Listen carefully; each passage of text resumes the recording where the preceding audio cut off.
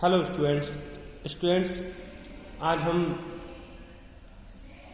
Methods of interest measurement के बारे में अध्ययन करेंगे। स्टूडेंट्स, जैसा कि आप जानते हैं कि हमने कल इंटरेस्ट के बारे में जाना, इंटरेस्ट होता क्या है और इसके टाइप्स के बारे में अध्ययन किया था। तो हमने जाना था कि इंटरेस्ट है क्या।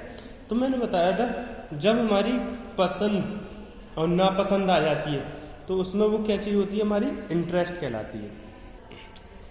पसंद और नापसंद हमारी इंटरेस्ट का ही एक रूप है। जैसे किसी व्यक्ति को क्रिकेट देखना भी पसंद है तो वो क्या है, इंटरेस्ट होता है। आप देखते होंगे कि जो बच्चे होते हैं वो एग्जाम आए या कुछ आए मगर अपने क्रिकेट देखने में व्यस्तता दिखाते हैं, क्रिकेट देखते रहते हैं कि सचिन कैसा खेल रहा है, धोनी कैसा खेल रहा है। तो ये क्या है, इंटरेस्ट है। या फिर क्रिकेट खेलने में उनका इंटरेस्ट होता है, या फिर उनका मतलब कहा जाए मतलब घूमने में इंटरेस्ट रहता है, वो उनसे पूरे दिन घूमने की प्रवृत्ति हो जाती है।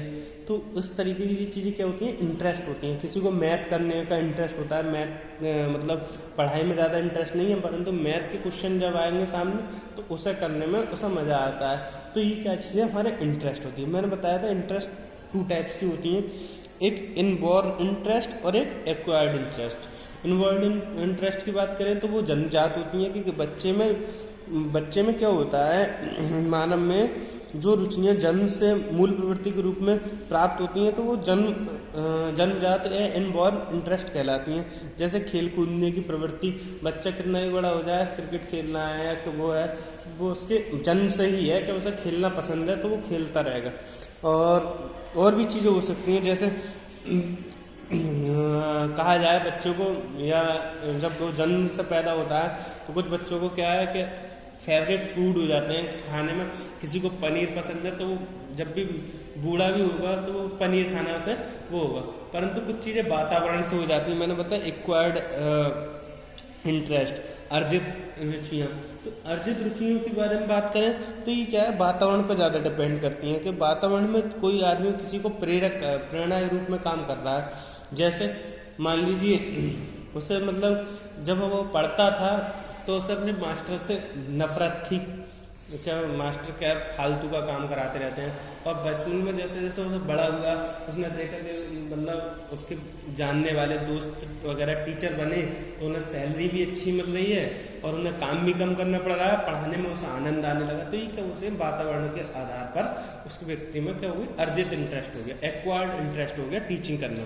तो इस तरीके के जो इंटरेस्ट होते हैं वो 2 टाइप्स के होते हैं। तो हमने इंटरेस्ट यहाँ लिया। अब हमें क्या करना है, मेथड ऑफ इंटरेस्ट मेजरमेंट। हमें जो मेथड्स हैं इंटरेस्ट को मापने के वो कौन कौन से हैं। तो उसमें सर्वप्रथम है अवलोकन मेथड, यानी कि कहा जाए ऑब्जर्वेशन मेथड।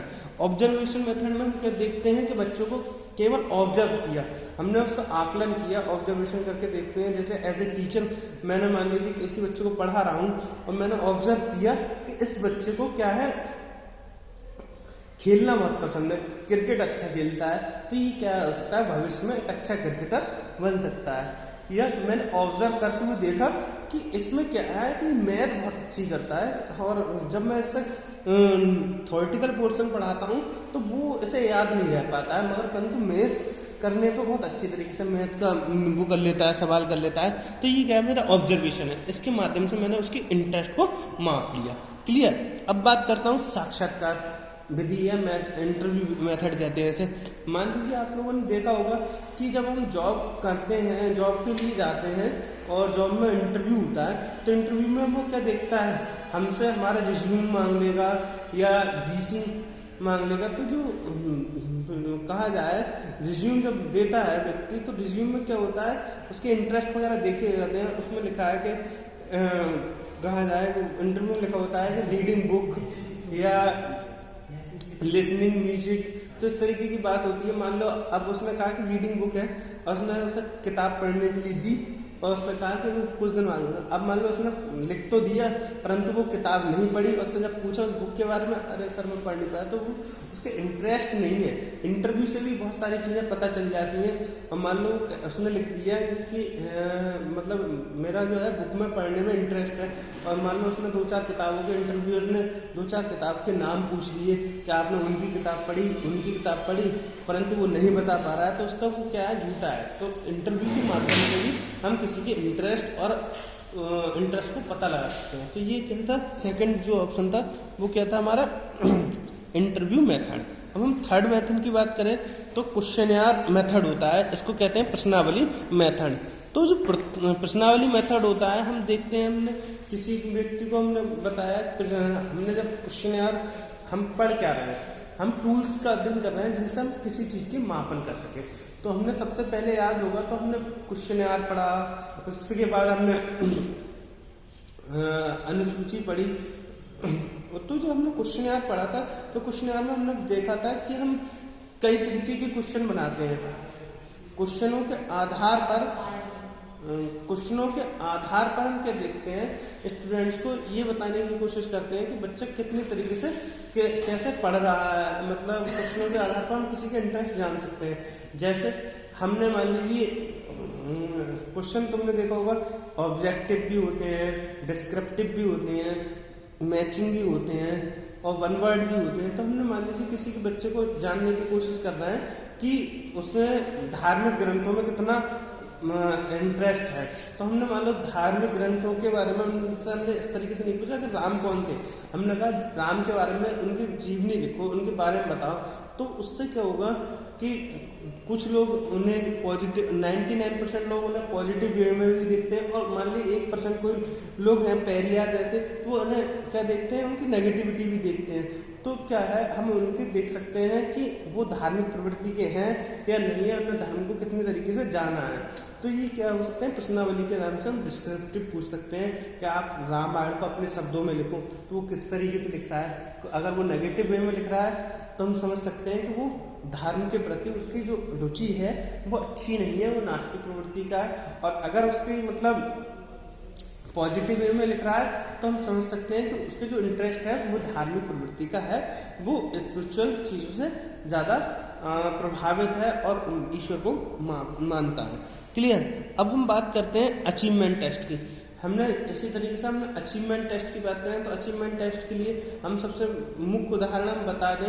जैसे आप लोग बीएड में पहुंचे हो, तो बीएड कर रहे हो, आपने इससे पहले क्या अचीव किया था, बीएड का एंट्रेंस दिया होगा, तो वो आपने एक अचीव किया था, उस टेस्ट के आधार पर आपको बीएड मिला है। अगर आपकी रैंक अच्छी आती, आप मान लीजिए जब हमने एंट्रेंस दिया, एंट्रेंस में क्या हुआ, आपको क्या करना पड़ा, एक रैंक प्राप्त, मान लो 4 या 5 लाख लोगों ने क्या करा, बीएड का एंट्रेंस दिया, ठीक है।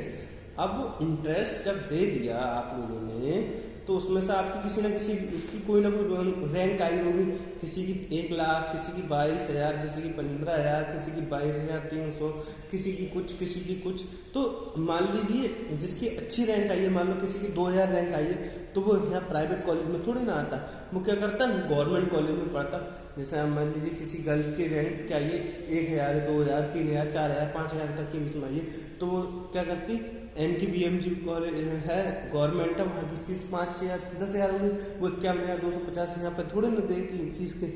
तो और इसी के आधार पर उसने क्या था, अचीव किया, उसने सबसे ज़्यादा अचीव किया, उससे अचीवमेंट्स किया कि वो इस योग्य है कि उसे गवर्नमेंट कॉलेज मिल जाएगा। और आप हम लोगों ने जिनके अचीवमेंट अच्छा था, और बहुत से लोग ऐसे भी होते हैं उनका अचीवमेंट तो अच्छा था, उन्हें गवर्नमेंट कॉलेज मिल सकता था, परंतु उन्हें कोई व्यवहारिक परिस्थितियाँ थी, ऐसी व्यक्तिगत परिस्थितियाँ थी कि उन्हें प्राइवेट कॉलेज से ही बीएड करना था।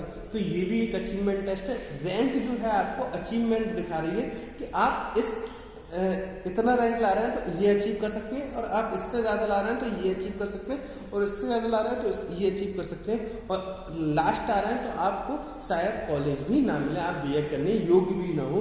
तो ये क्या है, हमारा अचीवमेंट टेस्ट कहलाता है। ठीक, लास्ट आ जाती है रुचि सूची। रुचि सूची क्या होती है? आप लोगों ने देखा होगा कि हम क्या करते हैं, स्किल देखते हैं, क्या कहते हैं, मैं एक एग्जांपल दूं आपको। रुचि के आधार पर हम क्रम प्रदान करते हैं। आपने कभी कभी देखा होगा कि हम क्या कहते हैं, आपने कहा होगा कि आप, मैं एक एग्जांपल दूं कि मैंने कहा आपको सबसे फेवरेट नेता कौन सा है, तो अधिकतर कहें कि हमारा फेवरेट नेता हमारे देश के प्रधानमंत्री श्री नरेंद्र मोदी है। मैंने कहा अब दूसरे नंबर पर कौन है आपका फेवरेट नेता, मान लो उन्होंने दूसरा नंबर बता दिया, तीसरा किसी और का बता दिया, चौथा किसी और का, तो ये क्या हो गया, क्रम हो गया। तो सबसे फेवरेट मोदी, उसके बाद ये, उसके बाद वो, उसके बाद वो, तो ये क्रम लगाना ही हमारे क्या होती है, रुचि सूची कहलाती है। हम इसी को हम ब्रॉड तरीके से ले लें। जैसे हमने कहा कि आपको क्या सबसे अच्छा पसंद है, हमने पहला लिख दिया कविता पढ़ना, कविताएं सुनना है, गजल सुनना है या पढ़ना है, देखना। तो हमने दूसरे नंबर पर हमने लगा दिया कि आपको फिर क्या करना पसंद है, क्या सर हमें खेलना पसंद है। तीसरे नंबर पर क्या पसंद है, मैथ करना पसंद है। चौथे नंबर पर क्या करना है, पढ़ाना पसंद है। तो ये आपके क्या है, इंटरेस्ट की क्रम बना रहा है, तो एक सूची बना रही है। तो ये क्या हो गई, हमारी सूची हो गई। क्लियर। अब हम बात करते हैं, रुचि मापन विधि हो गई। अब हम बात करते हैं रुचि सूचियाँ। ये साइकोलॉजिकल रूप से बनाई जाती हैं। इसमें दो चीज़ें बहुत इंपॉर्टेंट होती हैं। एक होती है आपकी निरपेक्ष पसंद नापसंद, एब्सोल्युटली लाइक डिसलाइक, और दूसरी होती है तुलनात्मक पसंद और नापसंद, कंपैरेटिव लाइक डिसलाइक। तो जो निरपेक्ष होती हैं, एब्सोल्युटली होती हैं, उसमें क्या होता है, निरपेक्ष पसंद नापसंद की सूचियों में वस्तु, व्यक्ति, अध्ययन, विषय, क्रिया तथा व्यवसाय आदि में संबंधित वातावरण होते हैं, और प्रयोज्य या प्रयोजक जो पूछता है उन्हें पसंद करते हैं। इसमें हम लोग कुछ भी करिए कि हमने कहा तुम्हें सबसे ज्यादा चीज क्या पसंद है, आपको सबसे ज्यादा खाने का शौकीन होगा, वो कह देगा मुझे लड्डू पसंद है या कतली पसंद है।